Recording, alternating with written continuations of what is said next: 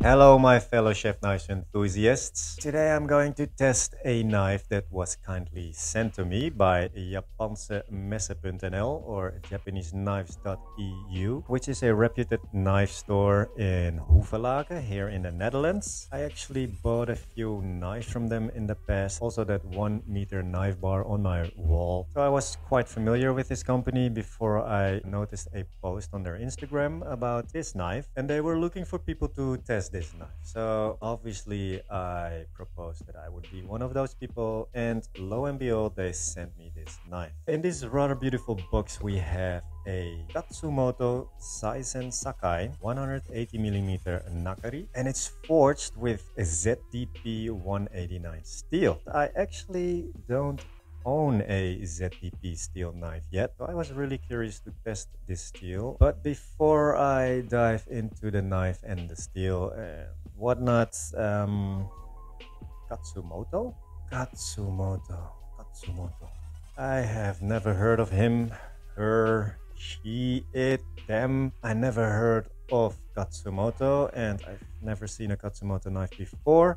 I did a little bit of Googling, and there's pretty much nothing to be found about Katsumoto knives. I did see a Kiritsuke Gyuto and Petty from the same line as this Nakiri, the Katsumoto Saizen Sakai line. And I did see another line of Katsumoto knives, the Katsumoto Ainodake series of knives.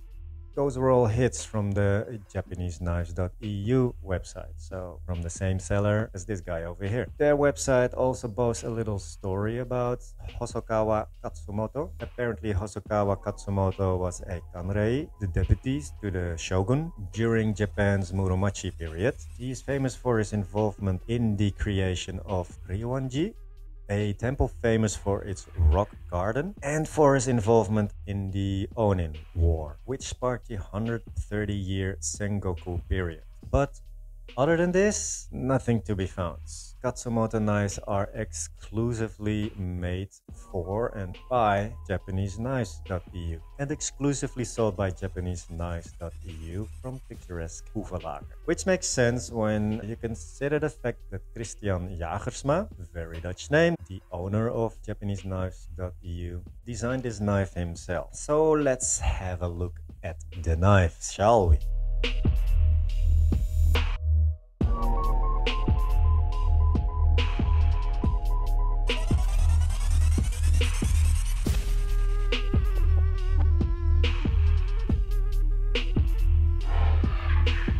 Okay.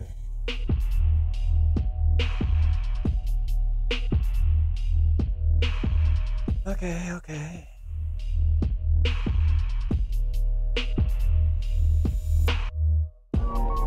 Okay, first impression, it kind of looks like, let's say, factory-made knife, with the, I think it's laser engraved or embossed logos and name and kanji. To me personally, this is not the most appealing knife. If I would see this knife in a knife store, this would probably not be the first knife to catch my eye. I just love a very clean look on a knife, and the only thing I'd like to see on the blade is a really nice finish or the handjes of kanji of the maker. This is definitely not very appealing to me. Other than that, the blade looks really good. The handle is an octagonal brown, dark rosewood handle. Christian told me that he deliberately put a slightly bigger handle on this Nakiri since many Western chefs have bigger hands than Japanese chefs. The ferrule was made with micarta. This is actually the first octagonal Y handle with a micarta ferrule that I've ever seen. Personally, I don't really like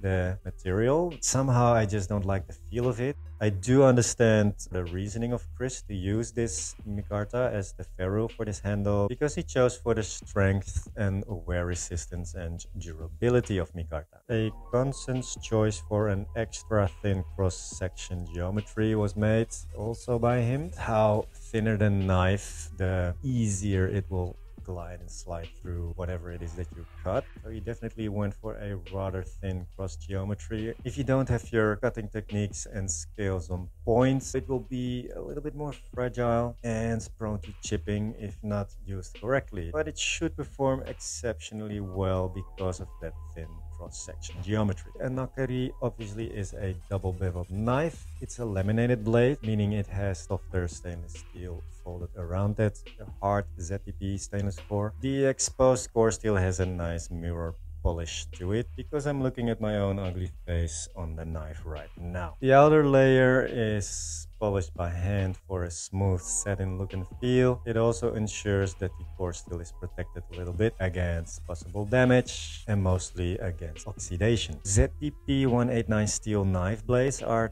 top of the league in terms of hardness. The hardness of the steel is 66 HRC, so that's how you know it's ZTP steel. That's ridiculously hard. ZTP steel is one of the hardest steel processed in kitchen knives. So yeah, it should get a really nice sharp edge and stay sharp very long. Keeping a wicked sharp edge on your knife for a long time is what you want. You know you want it. You want a long-lasting, wicked sharp edge. This Nakiri is definitely not flat. It has a slight curve all over the edge. From heel to tip, good for push cutting on the board. You could definitely rock with this one. I prefer to have my Nakiris like super straight, but you could definitely work with this one. Ooh, it glides really smoothly through the skin of this bell pepper. No problem whatsoever. Has a nice bite.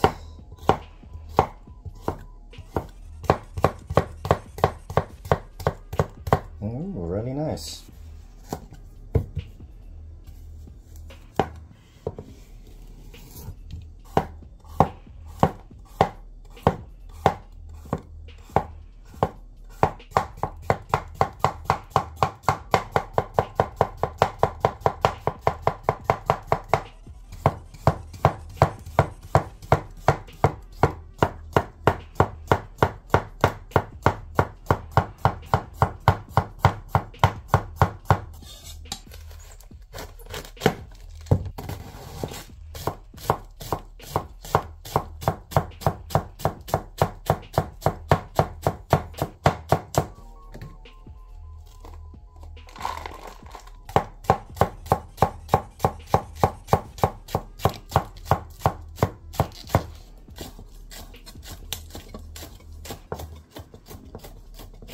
Leaving the blade on the cutting board, I expected this knife to feel a little bit chippy because you are also moving it to the side a little bit, but it doesn't feel that bad actually. But still, I would always prefer to do a push cut or a thrust cut or whatever you want to call it, because then you won't have the blade touching the board when you move it to the side. I'm not going completely through because it's not flat.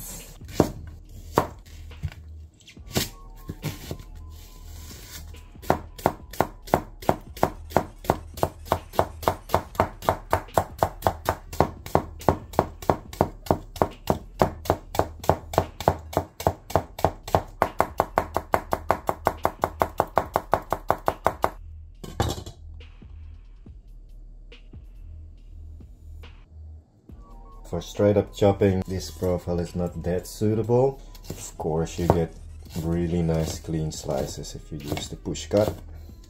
No problem whatsoever then.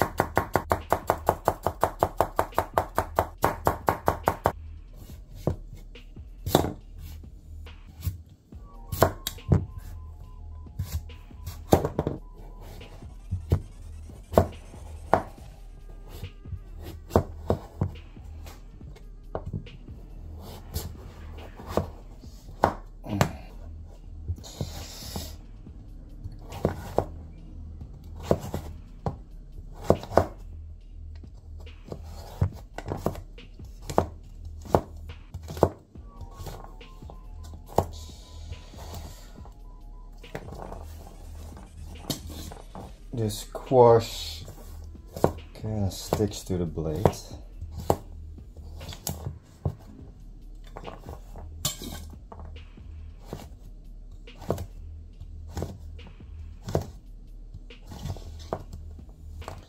It cuts it well, but it's not completely effortless, I might add. I have to say. Doesn't feel effortless. I really have to put some effort in it, and wow, it really sticks to it. Okay.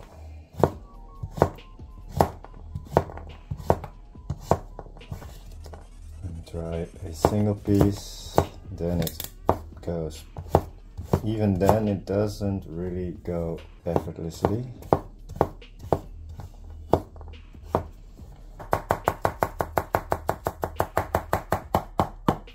It's not going completely through when fast chopping. I will give it another chance with the heel.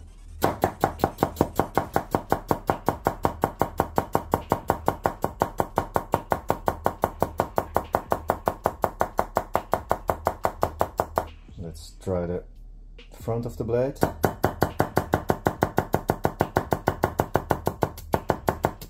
Middle of the blade.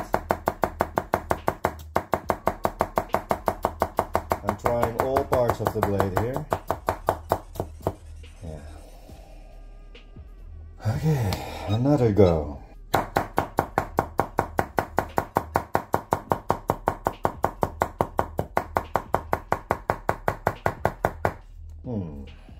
A little bit better, but now I am using a little bit too much force, which is of course not really good for your edge retention. No.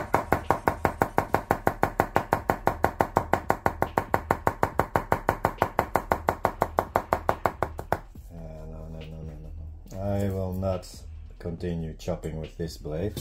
I will just enjoy push cutting with it. Then it has no problems whatsoever.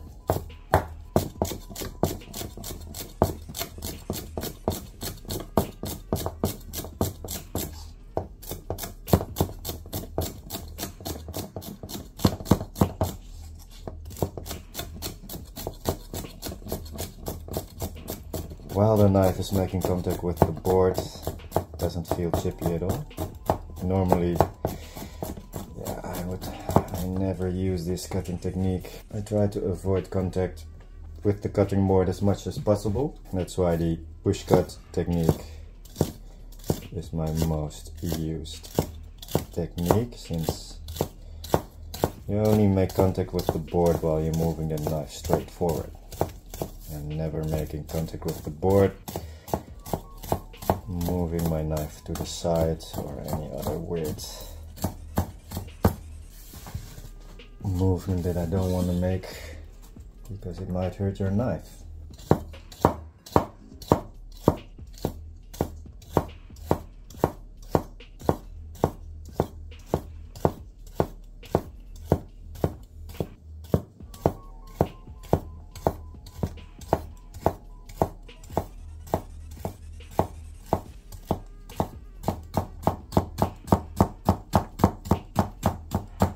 Look at this profile, it doesn't have a flat spot anywhere, so it really doesn't surprise me that it doesn't chop, but I give it one last shot with chopping. Let's get to the chopper! Let's get to the chopper! Let me see if I can make it work one last time.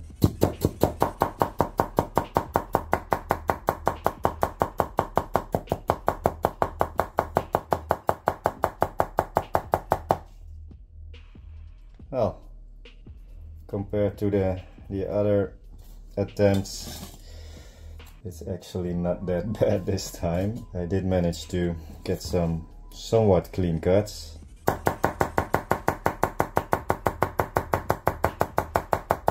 Yeah, it is kind of possible, but I really don't like how hard I have to bounce my cutting board to achieve clean cuts with a chopping technique, so Yeah, with this knife I would definitely not so much chop anything and just push cut the hell out of everything.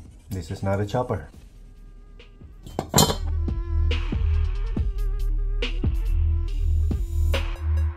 So what do I think about the knife? After using this knife only once, I can tell that this is quite a decent knife to work with. Still, I'm pretty impressed. It definitely didn't feel chippy at all. I did bang it just a little bit on the cutting board to find out, and it definitely hold up really well. So again, I'm really grateful for Christian Jagersma from Japanese Knives EU to send me this knife so I can at least test the steel. And the steel definitely didn't disappoint me on the cutting board. It was mostly the profile of the knife, you know, that doesn't fit my cutting techniques and skills. The profile of this Nakiri is not completely my preferred profile. I prefer like a completely flat profile on the Nakiri. The more straight and rectangular, the more I will like it. You don't see a lot of like completely rectangle and straight Nakiris out there. I do understand that this slight little curve on the belly is perfect for most Western chefs that are very used to using the rocking technique when cutting. But for somebody like me who prefers a push cut or just straight up chopping if I'm in a hurry, I don't really get this curvy profile Nakiris. That's just my personal preference. If you are somebody who just likes to rock with a Nakiri, then this is definitely a great profile for you because it will really nicely rock. I like my Nakiris flat like the chest of your ex-girlfriend. I have nothing against anybody's ex-girlfriend. I just want to be clear about that. Anyway, I like my Nakiris flat, and this one is definitely not. It is really nice and thin behind the edge, and it doesn't get a lot thicker towards the spine. So I do love the cross section of this knife a lot. Not too thin, it's definitely not a laser, but it's also definitely not a workhorse. If you're used to bang your knife on the cutting board, rough them up and using them robustly, then I wouldn't really advise this blade because it might be just a little bit too thin for that type of action. I don't think you should use this as your beater knife. Beater knives. If you don't sharpen your own knives, then this is definitely a really good option because of that ZTP 189 steel giving you that really good edge retention. You don't have to bring it to a professional sharpening service every month. I think if you use this knife on the daily for, let's say, 30 minutes a day as a home chef, I think this knife will stay sharp for at least 6 months, maybe a year. If you put it on a ceramic honing rod to set the edge straight once in a while, then I think this knife can last you a long time before it needs sharpening. That's definitely something to think about and contemplate when you're buying a knife. That type of steel will give you different types of edge retention. In general, carbon steel knives will give you the best edge retention, but there are exceptions in the stainless steel realm of knives, and yeah, this is one of those. Again, the overall look and feel of this knife is not my cup of tea. I either like my knives like really clean, really no nonsense, just a handjes of kanji and a beautiful finish on the steel and a simple one handle, or give me a really nice Damascus pattern or some really freaky Tsuchime pattern and a lovely dark Kuruchi. I'm personally not a fan of these type of things on my blade, so in that regard I would not buy this knife myself. So that's basically it. What can I say more about this knife? Profile, not my type. I know that a lot of people are not really using the push cut technique as much as I do. There are a lot of people out there that are going to be really happy with the profile on this Nakiri. But if you are like me and use the push cut most, like let's say 80% of the time, then you would be better off with a flat profile Nakiri. Well, I guess that was it. I'm really grateful and happy to finally have a knife with a ZTP steel, and I'm curious to find out if it's really going to stay sharp for a longer time than most of my knives. Like always, I want to thank you for watching this video, and a special thank you again to Christian Jagersma for giving me this knife and letting me test this knife for him. I hope my video has feedback that is valuable to you. I want to stress out that I didn't get paid to make this video, and everything I said about this knife was authentic and sincere. So leave a comment down below if you have something to say about this knife or this video. I hope to see you all in the next one. Bye, folks.